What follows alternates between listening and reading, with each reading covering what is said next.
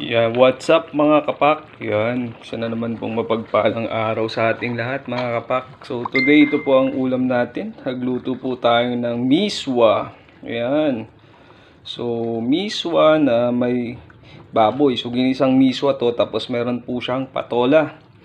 So ito po yung magiging lunch natin ngayong Sunday mga kapak. So, blessed Sunday po sa inyong lahat. Ayan, at ito po yung ating ulam for today. Ayan, ginisa lang po ito.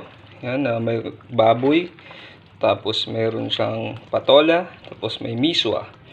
Ayan, so masarap din sana to sa sardinas mga kapak. Kaso nag-sardinas na po kami kagabi, kaya hindi ko na siya nilagyan. Susunod na luto na lang ulit siguro. Ayan. So ito po yung magiging tanghalian natin ngayong araw na to mga kapak. Sunday.